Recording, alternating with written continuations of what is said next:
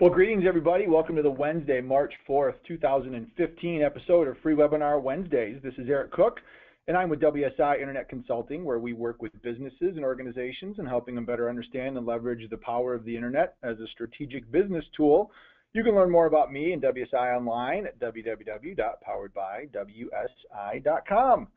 I am sitting here for the second time in Free Webinar Wednesday history with my good friend and Free Webinar Wednesday partner, Mr. Jeff Simpkins. He's so close I could actually touch him, and I think I will. Poke. I just poked him, and I didn't even have to use Facebook to do it. So, Jeff, say hello to everybody out there in Free Webinar Wednesday world.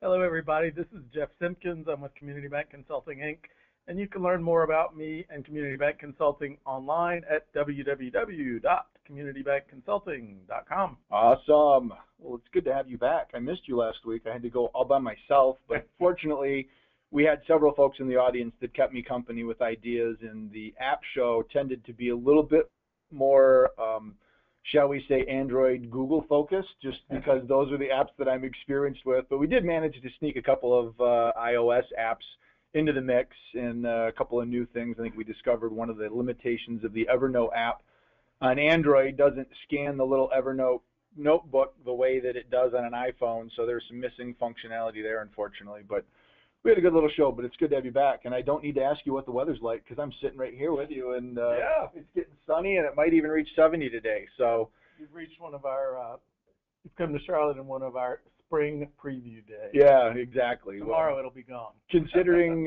when I left Detroit yesterday, we de-iced several times before we could leave Detroit Metro. This is a welcome change. So before we get started with our official presentation today, a couple of housekeeping items, as is typically the case here on the show. Wanted to make sure everybody remembers today this show and all shows are recorded, made available at freewebinarwednesdays.com. So if you'd like to go back and check the show out or look at maybe some of our past episodes, you're welcome to do that online. And we also encourage and would love to have questions, comments, or anything else that you'd like to share. Please feel free to use the chat feature located in the control panel, which is likely hovering over to the right-hand side of your computer screen. And we'll go ahead and keep an eye on those. And if you've got any questions, feel free to do that. And then lastly, if anybody's dialed in on the telephone, just as a word of caution, the default phone number that is presented when you dial into Free Webinar Wednesdays is a Canadian number. And if you do not have international calling on your rate plan, you're going to want to make sure you disconnect, check out the actual numbers, and go ahead and dial up the American United States number if that is important to you. So with that, for the first time in Free Webinar Wednesdays history, so we've actually had a first time last year where I actually was sitting with our guest, and we had a first time last year where I was sitting with Jeff, but this is the first time in almost 6 years that Jeff and I and our guest, and I'm going to poke Steve as well. I poked two of my buddies today and didn't have to use Facebook for it. But I am joining you again this year, and this is Jeff's first time here, but Steve Amedio with Techniques and the co-founder of an awesome effort that I came down and didn't do so well in Texas Hold'em, but I had a really great time at the event, and it was way more inspirational than I even thought it was going to be, called All In to Fight Cancer. So, Mr. Amedio, welcome to Free Webinar Wednesdays again. I'm thinking this is going to be an annual show. I'm hoping so. I'm hoping so. It's good to be back. Keep the event on a Wednesday, and I think we can make it happen. Yeah, well, I think that's probably true because we can't afford a venue on the weekend. So, middle of the week is a certain thing. Oh, cool. So as the write-up says, and hopefully you've had an opportunity, and I'm just going to make sure that you've all kind of checked this out, the show link from last year, but I also want to bring up, and I'm sure we'll talk about this as well because I've heard Tanner's going to be back again this year. Mm-hmm. Although don't put me at his table because he took me out last year way too early. Player, he is a good player. But Steve will talk a little bit about this because this is one of the more inspirational stories that I've ever heard about an event focused on charity and fundraising and how it brings it all back together. But really encourage you to listen to this this video or watch this video of Steve's speech last year where he introduced the Tanner and Pam story. So I'm sure we'll get to that, but certainly wanted to make mention of that. We've got a deck that we're actually going to go through. We've got some websites and some social sites that we'll make sure we come up with here. But I guess let's go ahead and jump right into it, and maybe Steve, give us the background of All In to Fight Cancer, what inspired you. We'll flip through the slides here, but really just kind of tell the story about you and Rob and how this happened, and where it's grown, and where you plan on taking it in 15 and beyond. Yeah, sure. We got some exciting stuff that we're doing. So thank you, everybody, for allowing us to be on and talk about something that's near and dear to us, which is All In to Fight Cancer. It's the brainchild of really my buddy Rob Eubank.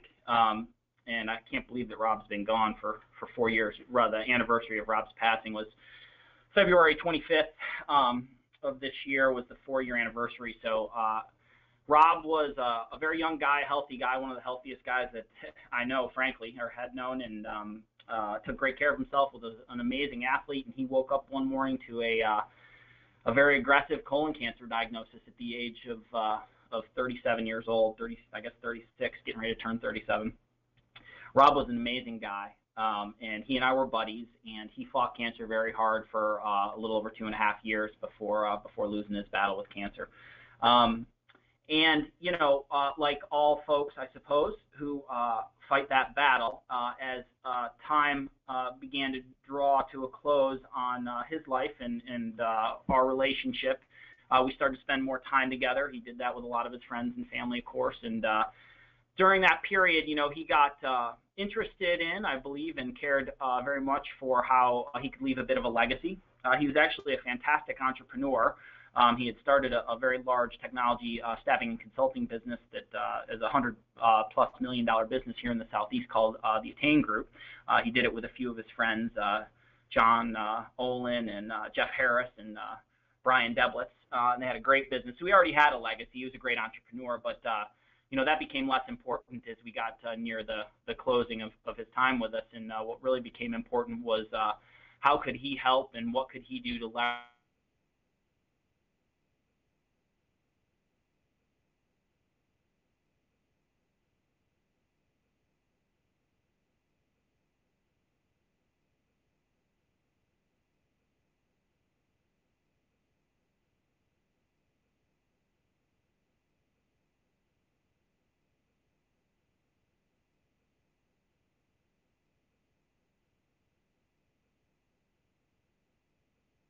Folks gave Rob great care, and in those last few months, we started talking about the legacy, and we started talking about the people that had cared for him, and we started talking about, well, what could we do to keep his memory alive and to do good by the cancer community here. So we happened to be doing a lot of kind of running around. We played in a few golf tournaments, and we went to a couple of 5Ks and a bike race. We're involved in 24 Hours of Booty here, which is a fantastic charity that raises money for cancer. And but we also played within about 3 months, I suppose, of Rob passing. We played in a poker tournament.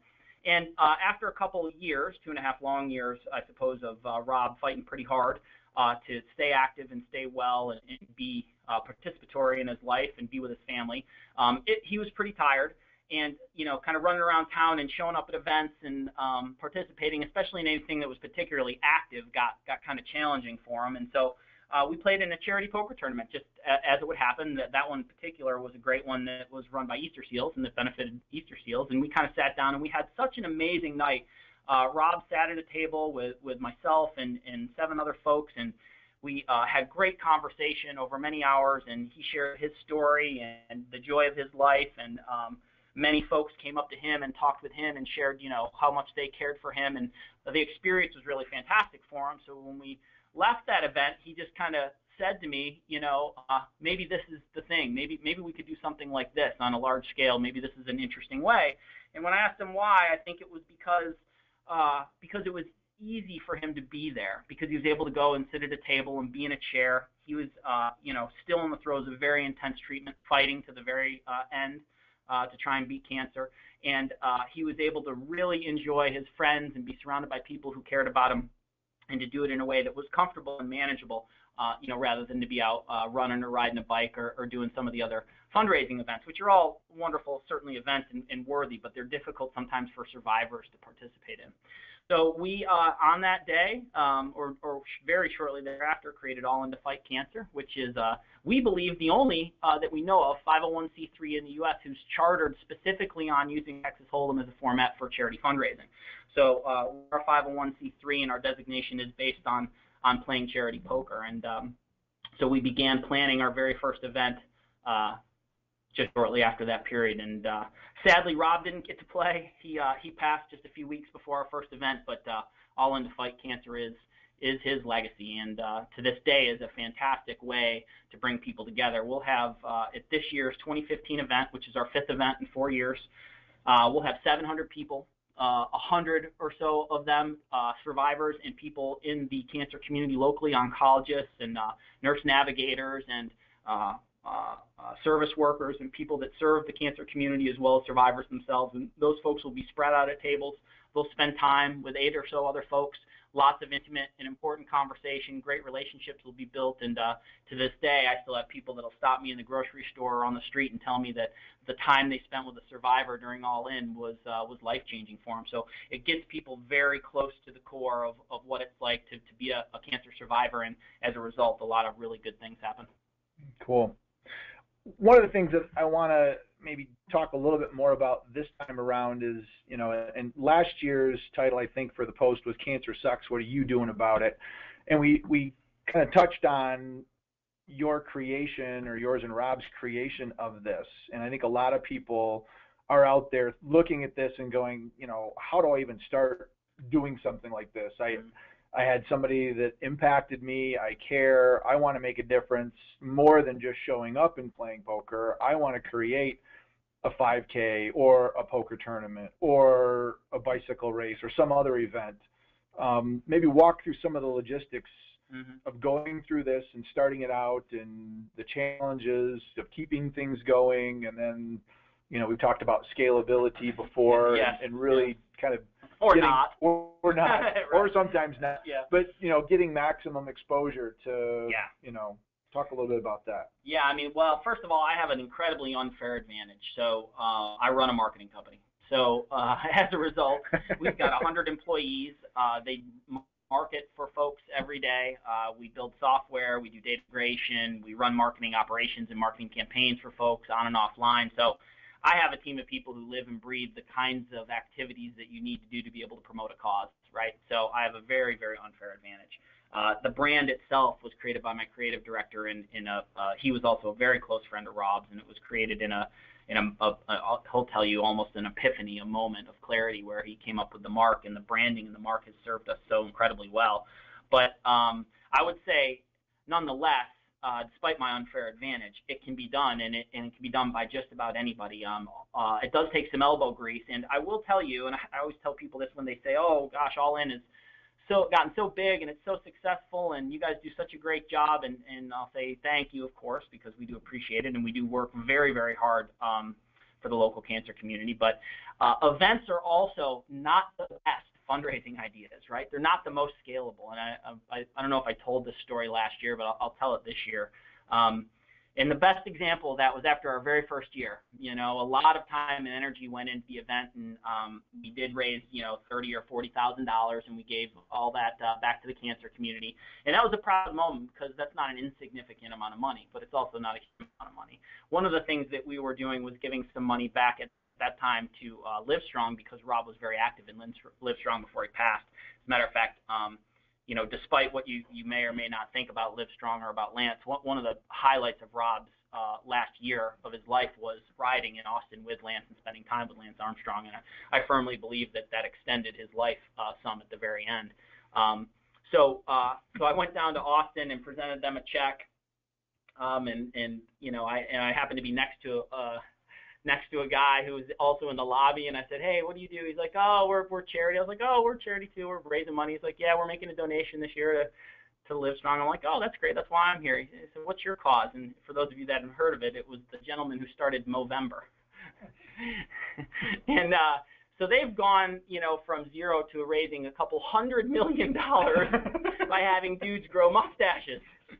So here's what I would say about if you want to start a charity. I would say do it, because I'm not kidding when I tell you it's been the most rewarding thing I've ever done in my life.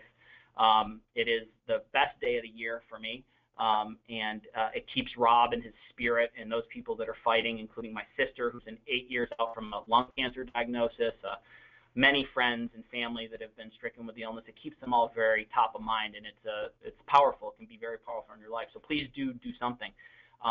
You might want to think of a really interesting and scalable idea, maybe one that's more scalable than poker tournaments. Now, we have managed to scale. We're going to raise almost $200,000 at this year's event, so significantly more than the first year.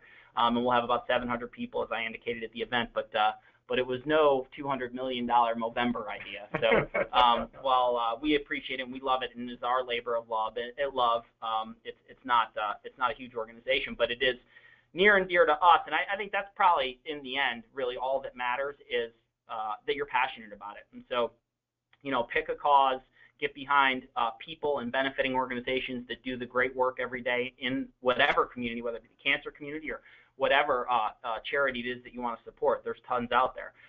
Pick something that's near and dear to your heart and passionate. And if you're passionate about it and you love to talk about it and you like to share that energy and enthusiasm with other people, good things will happen.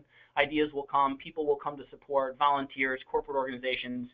Charity is an interesting thing. It can be sometimes people view fundraising as competitive.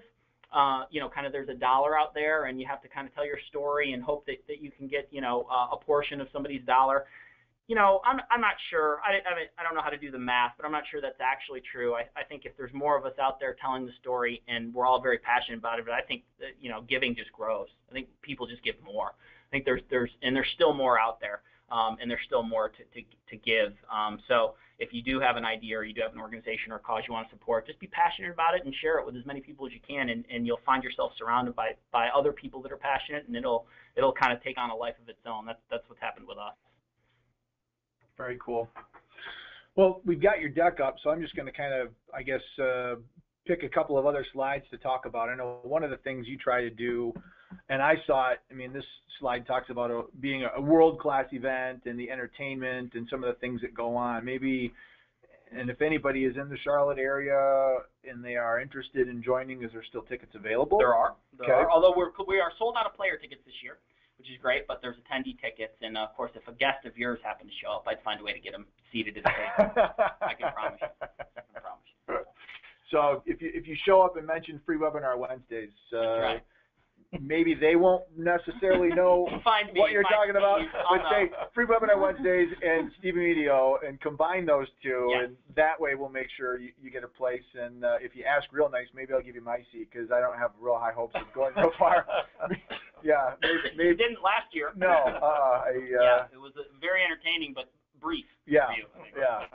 I'm here for moral support, and the good part is I was at a table close enough to the stage to get a video of your Tanner and Pam speech. That's right. That's probably the best part. But talk about some of the entertainment and other things that go on for people that aren't playing, or maybe, I don't know, maybe get knocked out early and need something to do the rest of the night, like myself. Yeah, like you. That's right. So it is interesting. It is not just a Hold'em event. So there's obviously some other fundraising activities like raffles and things like that. There's live music. We have 2 live bands, both of which are groups of folks who were friends of Rob. And so, this really is a very tight-knit group that it started with. So the entertainment, they're first of all, they're fantastic musicians. The 2 bands are called Melon Belly and the Whiskey Dollars, and they play here locally. Cliff writes a lot of children's music, and John and his crew still play around the local area. They're certainly hobby musicians, but they're super talented guys. And so we have some live music. It's really fun. We've got drinks and food, and as I indicated, there's raffles. There's opportunities to take pictures with groups, and we do a lot of social and posting as a result of that. There's a lot of information about our benefiting organizations. One of the big things we want to do is make sure that everybody gets an understanding of who we benefit and what good work they do in the community. In the spirit of Rob, he was really clear with me when we talked about, what will we create and how would we create it, and what would it be like, what would the experience be like. He was adamant that, we not get a bunch of people in the room and, show a bunch of pictures of dying cancer patients and, sadden everyone with the situation. I mean, certainly it is sad if you let it get to you, but and because cancer's pervasive. I think 1 in 5 are still the stats. So everyone's got a 20% chance, which is just insane. And it is a sad thing, but he refused to let that be the theme, right? So we really, I mean, All In is a very big party. I mean, essentially, it's joyful. We remember those that have passed, and we honor those folks, but really we party, and we spend time with survivors and people that are in the fight, and their caseworkers and their medical professionals that are supporting them. We tell stories. We reminisce. We talk about old friends. We listen to great music. We have a few drinks, eat. I mean, it is a party for sure, and it will always be that way. And I think there's something to that for the brand as well too. There are a lot of ways to raise money, and for those of you that are thinking about, like Eric indicated earlier, maybe start getting something started, there's lots of different ways that you can do it. I will say that by bringing joy to people's lives, a little bit of joy, I think you get a little further than perhaps the other strategies. So people look forward to the event. They know that it's not going to be sad for them, that it's going to be joyous, that they're going to remember those folks that have been and are still in the fight, and it becomes a point that they can rally around and that can motivate them for the rest of the year to stay involved in the cancer community or in whatever charity. So it is absolutely a world-class event. It is a party, and we have a ton of fun. Yeah. A ton of fun. You mentioned raffles. There's quite a bit of Apple swag that you guys are raffling off this year. You want to maybe run down that list of stuff that I'm going to be buying tickets hoping to win? Yeah, we're pretty nerdy, I guess, because we're a marketing company, right? So we're all on Macs, all our software engineers and all of our designers and data folks. So, and we have a great partner. One of our sponsors is a business a partner of mine at a company in Atlanta called Acceleration. His name is Ben Levenbaum, and his business partner is Ralph Burton. These guys, Ralph is also a cancer survivor, by the way. These guys have been incredibly generous, and so they give us a tremendous amount of Apple gear as part of our raffle. So we raffle off iMacs and MacBook Pros and iPads and iPhones and Beats headphones, and that's been a really good utility. And I think a lot of people do similar things, right? There's silent auctions, there's lots of stuff. We try and maintain All In as a very premium and prestige brand, so we want to give away and be associated with other premium and prestige brands, and we believe, obviously, that Apple's one of those. So that raffle alone will probably raise close to $10,000. So we'll get probably nearing $10,000 in raffle tickets of people wanting Apple gear. So, when you get a group of people together, in our particular event format, you paid for a ticket. It's like a ball or a party, right? And as a function of your ticket, you'll be sat at the table, and there'll be a chip stack there for you, and you get to play poker. But because it's upbeat, and it's exciting, and it's fun, and maybe because there's alcohol, or maybe not, but maybe because there is, people get with a big smile on his face. People get a little loose with their wallets, which is also part of the reason why you do fundraising, is to get people in a position where they feel generous. And so, so a lot of money flows. We'll raise probably 80% of the total funds in advance of the event through sponsorships and through tickets, but we'll raise another 20% of the total proceeds at the event itself, selling apparel and getting people to participate in raffles and such. So cool. Yeah. So it's good stuff. Good. The next little slide here talks about multi-channel and the reach and some of the ways that you've spread the brand. So maybe talk a little bit about this, and then what I might do maybe is pop over to the browser and then take a look at some of your channel sites, and you can talk a little bit about those. Yep, for sure. So I think probably, and you guys I think cover this quite a bit in a lot of the work that you guys do as consultants in the finance industry in particular. And we're B2B marketers primarily at Techniques, and actually largely in the agriculture and in the pharmaceutical and med device and life sciences channels, although we do construction and heavy equipment and some other stuff. But social is clearly one of the key tools for fundraising. Email marketing is still a very, very useful and valuable fundraising tool and marketing tool for charities, but social has become more and more important. I think that certainly Twitter, Facebook. I think we do a lot on LinkedIn as well too. A lot of what we're doing is selling sponsorships, so the business professional network is pretty valuable to us, so we get a lot of leverage there. I definitely have sponsors that come in year over year that have discovered us through social channels, so that's really important. We've built a reasonably large email distribution list. We've got about 5,000 people in the local Charlotte community that have opted in to receive email on All In, as well as some partners that send email on our behalf. They're in the business community and in the local cancer community. So one of the things you can do is leverage all of your relationships, and so our benefiting organizations, our sponsors, and all of our volunteers, they all participate in various methods of promoting socially. The other thing I would say is, not to run away from, especially if you're doing hyper local work, not to run away from traditional media as well. So a couple of simple things. We got great lift last year and this year from one of the simplest of tactics, which is yard signs. So we went out to corners of the county where people, may or may not have heard of us, and we had folks put up yard signs, and we got a lot of tremendous leverage out of that. The other thing that we have is a great partnership and relationship with Clear Channel. So they give us about 300 minutes of airtime in the 45 days leading up to the event across 3 of their stations. So another kind of what people may have think is a little bit old school or spent in terms of media is actually fantastic for us. We get tremendous reach on the radio here locally, and it touches about 800,000 uniques in the county over about a 45-day period. So it's a combination of digital and online channels and a lot of social, and certainly the social side is growing considerably. But we use a lot of traditional media in our efforts as well too, and we found it to be very impactful and to help with fundraising. So very cool. Yep.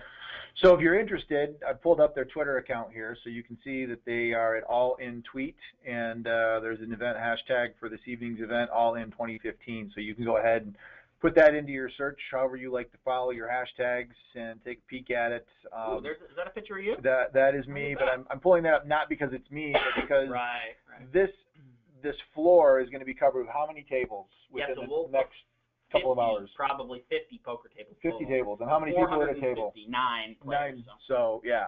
So this is going to be packed. You're not going to be able to see wooden floor here. No, that venue, if you're looking at any of those pictures of the empty venue as we're staging setup, that place will be wall-to-wall people by the time the evening kicks off. Yeah. So, yeah, we're expecting about 700 total people in the venue. 450 of them will be playing. About 50 of them will be volunteers, and a couple hundred will be there to watch their friends play.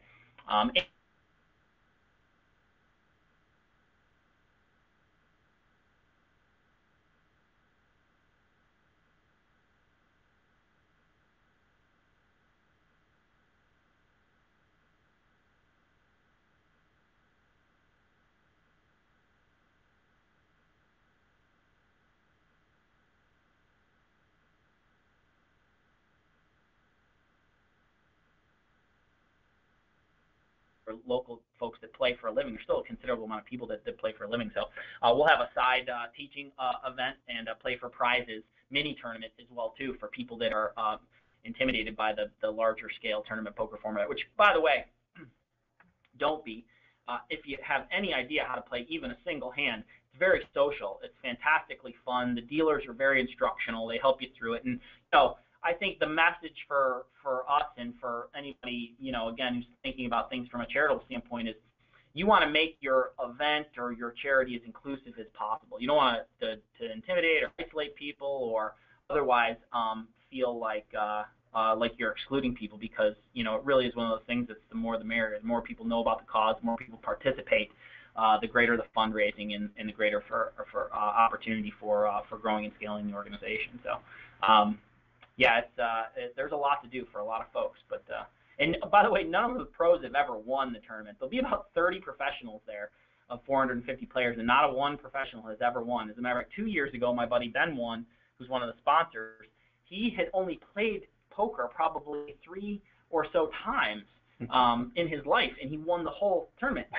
And those are not good odds. It is not easy to win a large poker tournament, let me tell you.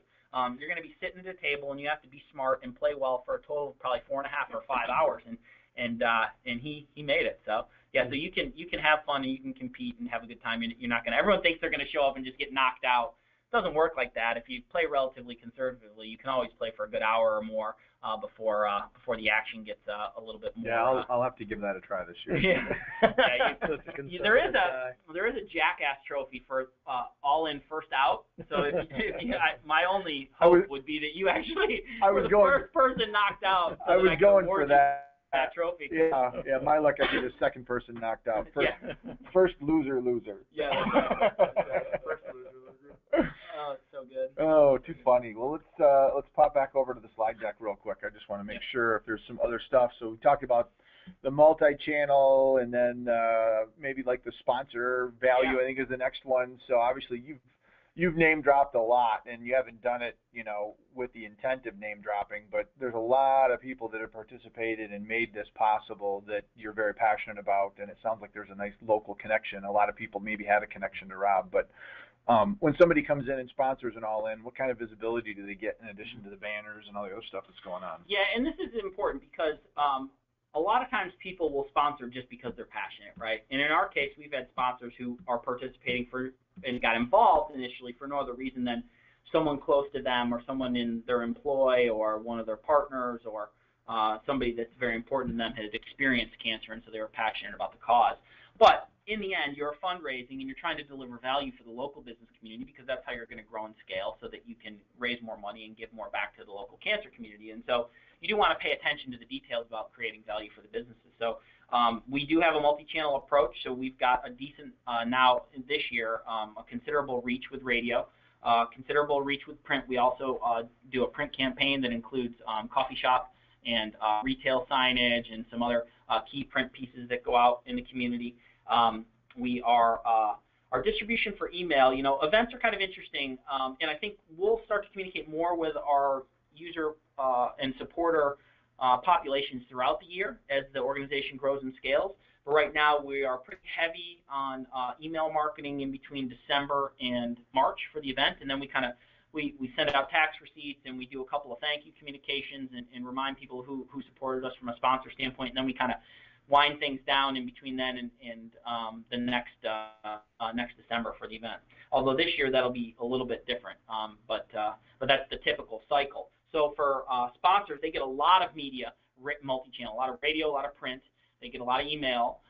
They get a lot of social. So one of the things we'll do is we will follow all of our sponsors, of course, and we'll pick up any other activity, not just in the cancer community, but in the community at large that they're involved in or that they're supporting, and we'll be retweeting and we'll be reposting a lot of their community activity and content as well, too. So that'll go out to our network. And then our email template has all of our sponsors branded in it. And then our co-marketing partners, which are people that are not on our email list but are willing to send a notice or an email out on our behalf, will also include our sponsors in the template that we provide. So we pre-create the templates in a lot of the social, and we give it to our partners and sponsors and let them promote it that way. A lot of people don't like to share email lists because they're not opted in, obviously, so they will send on our behalf, which is nice, once or twice throughout the kind of heavy part of our campaign. So with that additional reach, we probably hit about 50,000 uniques in the Charlotte-Mecklenburg area on an annualized basis for email. So very cool. yeah, so there's a good package from the media standpoint. Good value for sponsors. Cool. Well, I'm just going to kind of pick through a couple of the other slides that are on here. So once you pull the brake on me if you want to talk about a particular page or whatnot. I know one thing I do definitely want to get in.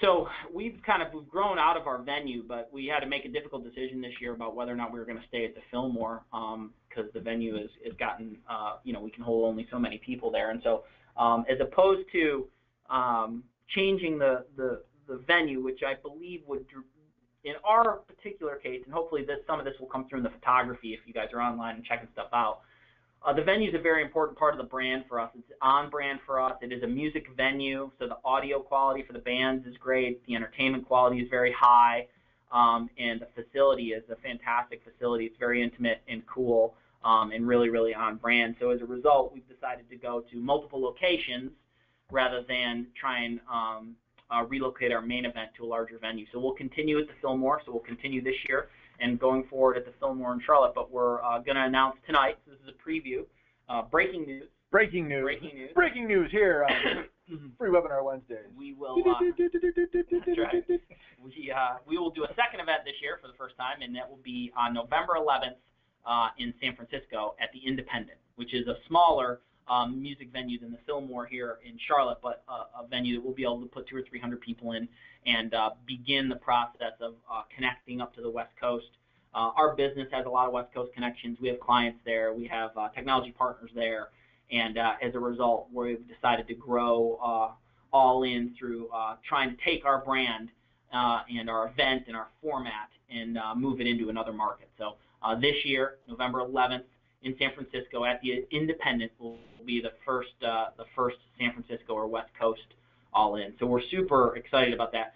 I'm also super nervous. Like, I got to tell you, we have a very unique thing, and Eric knows because he was there. The feeling that you get when you're there is in part because, everybody there, all 700 people are probably a degree of separation from each other, and probably 250 or 300 of them knew Rob personally, either through business or, family, friends, and his personal network. And so I'm very nervous that we can recreate the vibe that we have at All In here in Charlotte, but we're going to give it a try. We think it's important and the right way to try and grow the foundation for the next few years.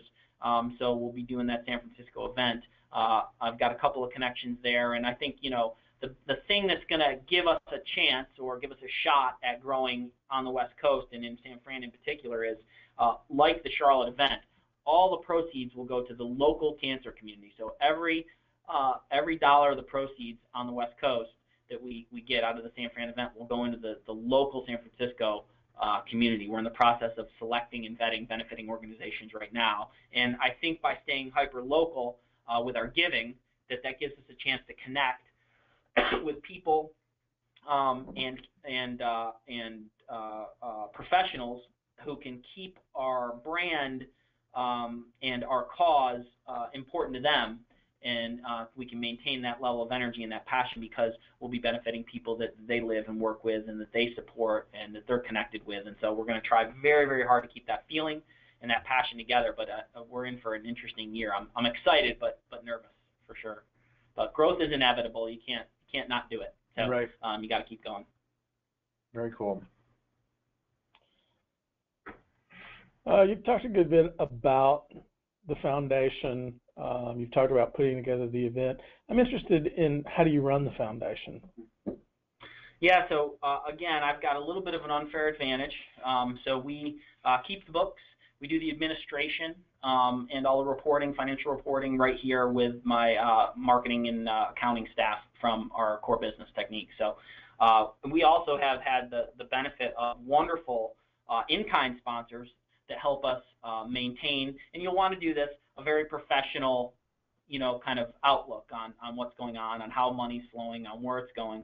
We're 100% volunteer, so we don't have salaries or staff or anything like that. But we do care for the money in a very professional way, and so our controller here manages the books.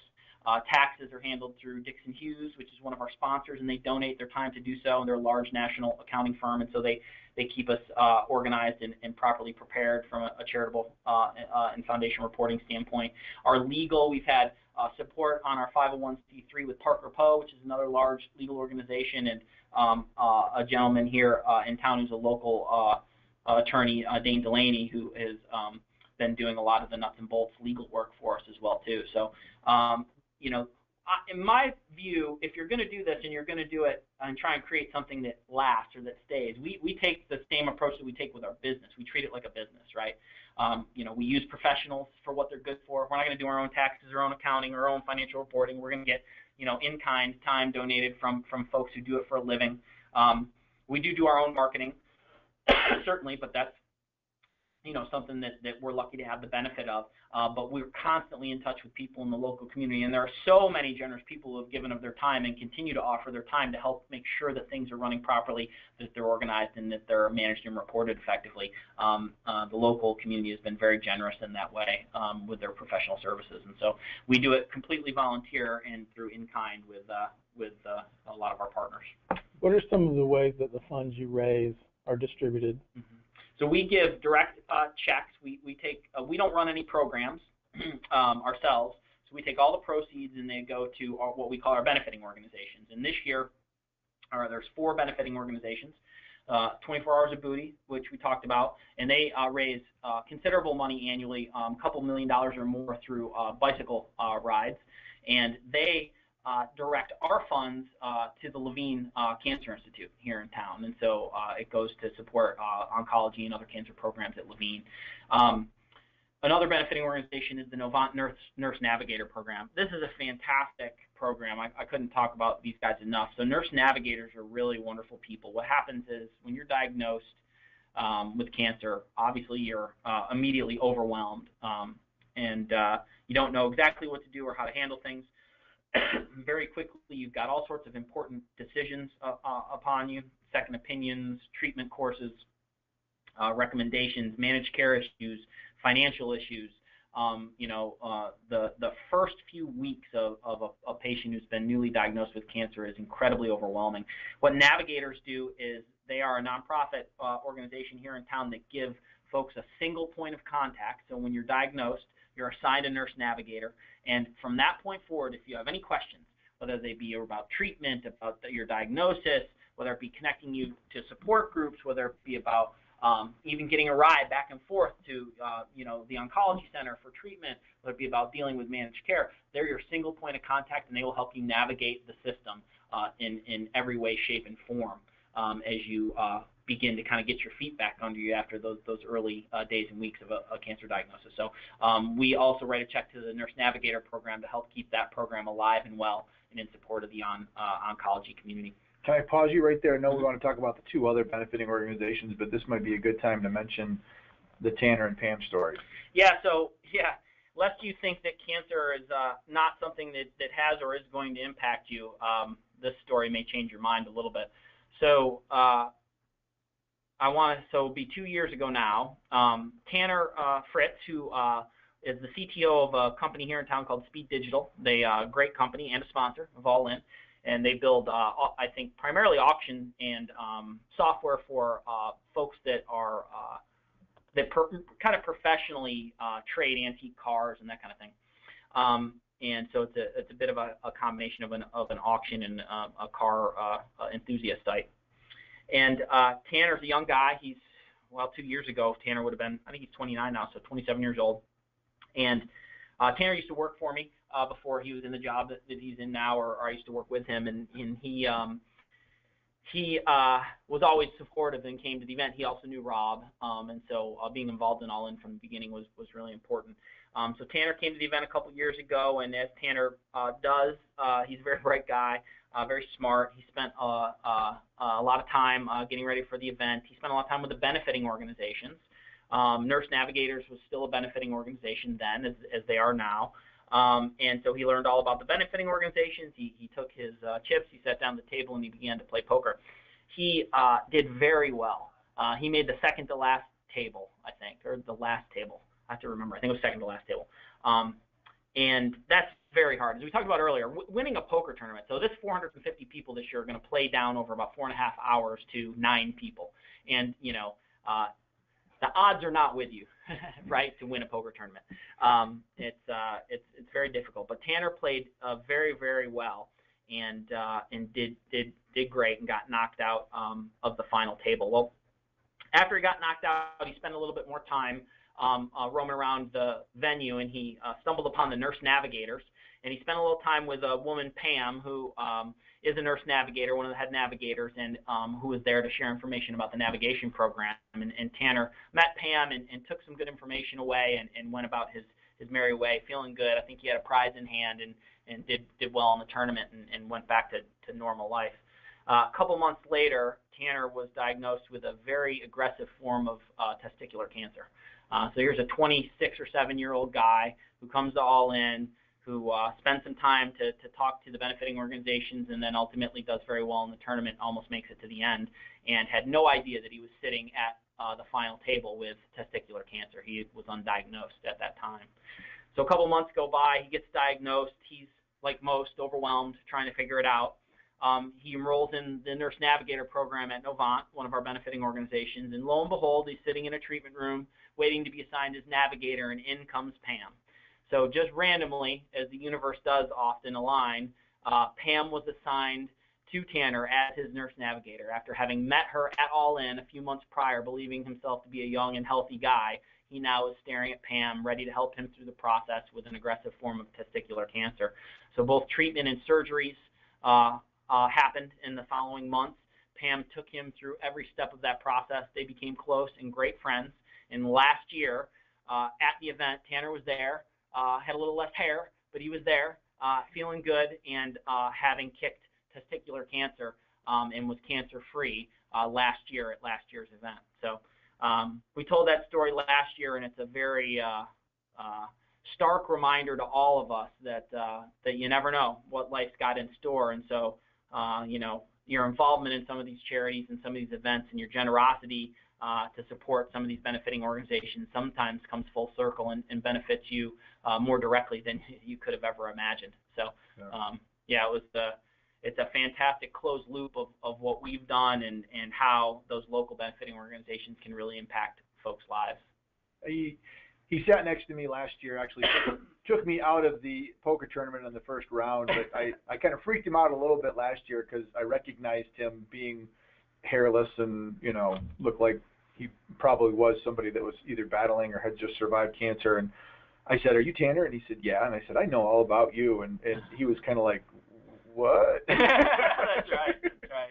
So I kind of creeped him out a little bit. Yeah. But well, since then he's a great guy. Yeah, we've written up his story and we've published it on the web. You can read his story of him and Pam on our website as well too. It's one of the important stories that we have to share again about, you know, how, you know, there are very few people that will make it through their lives without being impacted in some way. Again, it might not be you, and I hope it's not, but somebody you know, somebody you love, somebody you care for, will be impacted by this terrible disease. So got to get out and do something about it. There's two other benefiting organizations that I know we need to yet talk about before we wrap the show. So, Joe, again, Go Gen Go. Yep, Go Gen Go. So Go Gen Go is another amazing story. You'll see pictures on our website of Jen Pagani. Jen passed away last year.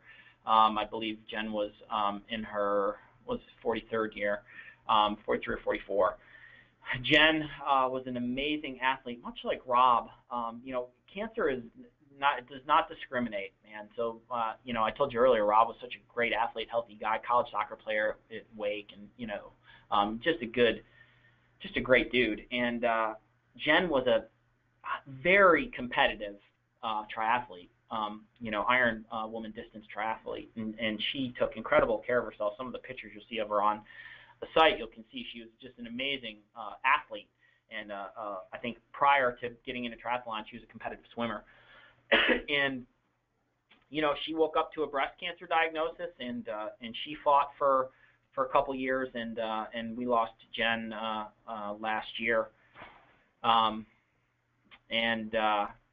You know, it just well, anyways, it never ceases to amaze me, some of the folks that are stricken that take such great care of themselves, and so it's just really sad. But Jen left a great husband and two boys behind that are doing really well. One of the great things about Jen, one of the most memorable things about Jen and that keeps us attracted to her and her organization is two things. First, the story of how her foundation got created. Creating the Go Gen Go Foundation for the benefit of other women, not herself, happened only weeks after her diagnosis. So imagine that you're diagnosed with cancer and your first response is, what can I do for everyone else, right? Which is a pretty amazing and unbelievably selfless thing. And so that is just kind of who Jen was in her spirit. And if you knew her, she was an amazing, amazing woman. So she founded Go Gen Go very early, and she spearheaded her foundation through the entire time that she was fighting cancer. Their goal is to provide financial assistance to women who are faced with, you know, a really difficult decision. There are tons and tons of women out there who are either the primary breadwinners of their family or who otherwise might be single and raising children, have other personal and family responsibilities, and yet the decision that they're faced with come paycheck time is, you know, do I buy groceries for my family? Do I pay for school and clothes for my kids, or do I, you know, pay for my chemotherapy, right? That's like just the fact that our system is still like that is, you know, well, that's a whole other issue. But, you know, that someone might be faced with that decision is just, it's appalling and incredibly frightening. So Jen's mission and her goal was to take that decision off of the shoulders of as many of these women as she could. So the Go Jen Go Foundation raises money for those women to provide them financial assistance so that they can get through those periods of treatment and where healthcare costs and treatment costs often escalate beyond them being able to deal with them personally. And so that's her foundation's objective, and they do a wonderful, wonderful job at it. As a matter of fact, the Go Gen Go 5K is this Saturday. She'll get an incredible turnout. It's their primary fundraising vehicle for the year, and they'll raise a ton of money that'll also go right back into the local cancer community. Everybody that Jen benefits and that Go Gen Go benefits is right here in Mecklenburg County as well, too. The final benefiting organization is a new one this year for us, and I know it's one that Eric here cares about. It's the Isabella Santos Foundation for Neuroblastoma. Neuroblastomas are rare forms of cancer, and they affect children, and usually children at very young ages. They are oftentimes fatal, but interestingly enough, because it's a rare disease, there are less than 1,000 children a year diagnosed with neuroblastoma. It gets no attention, and therefore it gets no funding, and because there aren't enough people diagnosed with it, enough young children diagnosed with it, it gets very little research from the pharmaceutical companies and the healthcare companies. And so here's a form of cancer that's impacting 1,000 or so children a year, fatal in almost all cases, and there are very few courses of treatment or options for those children. And the researchers and the doctors that work on this problem in the oncology world will tell you this is a curable cancer. This can be fixed. They just need some more time, and they need some funding, and they need some attention and some resources so they can attack the problems aggressively as they'd like to. This is a cancer that can be cured.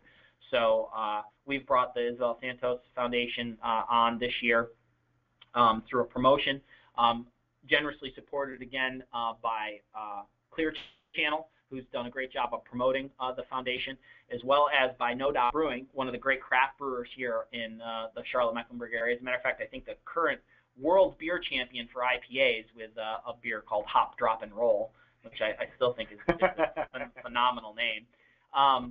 And they're donating all of the beer, and people are buying beer tickets, and all those proceeds are going directly to the Isabella Santos Foundation to try and continue to raise awareness and funds for neuroblastoma. Yeah, that's awesome. So I know I'm really looking forward to meeting the family and sharing some stories. Yeah. They're both her mom and dad. She passed away a couple years ago. I think she was 4, maybe, when she passed away, 4 years old. But they're both going to be there tonight, man in the booth, so you get a chance to meet them and share stories about your young friend who passed away with the same disorder. So. Yeah. Well, Christy, Free Webinar Wednesdays fans probably have heard me refer to Christy Thomas before, and she battled it for almost 4.5 years and lost her battle at age 9. And her legacy lives on. She was going through a lot of experimental treatments, and they actually took some samples of blood and saved it, and the family got to pick the name of the actual string that continues on, and they named it FUNB, and for obvious reasons. But so Christy, is a neuroblastoma. How old was Christy when she passed away? She was 9. 9. Okay. But on the flip side, we have a godson whose name is Mark, and he had neuroblastoma as an infant and battled it. Had to take a year off from middle school, and beat it, and skipped a year of high school to catch up and graduate with his friends. And he's now in college and doing well. And that's awesome. So there are many success stories that are out there, and it happens. So, but I was really excited to see that neuroblastoma made it on the list for this year, because it's a rare and often ignored disease that needs some attention. So kudos. Yeah, no doubt. Cool. Well, we are at the top of the hour, and I think I need to go online and refresh my poker skills before I show up this evening. So anything else for the show today? Any other questions or comments, Jeff? Maybe we can talk you into coming back and maybe having dinner. If you're nice to me, I'll give you my seat at the table. So I can get my. You're just trying to make an excuse. You're trying to make an excuse for not doing well. Donate, So. Yeah. Well, this has been great, and thank you guys. Any little bit we can do to get the word out is huge. Yep. If anybody knows anyone who might care about our cause, especially in San Francisco, as we begin to try and grow roots on the West Coast, any information or referrals or anything would be super. Absolutely. So make sure stop by allintoFightCancer.org. You can see their Twitter and their Facebook links are there. You can read more about it. If you'd like to make a donation, I'm sure Steve and the All In folks would obviously appreciate that. But anything that you can do to either support their cause or whatever cause is passionate in your life.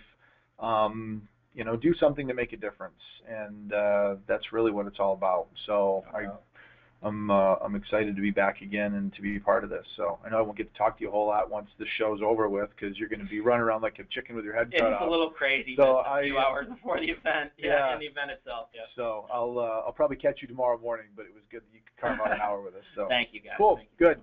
All right. Well, that concludes this week's episode. Thanks, everybody, for joining us. We'll get the recording online here shortly. And with that, have a good week. Take care.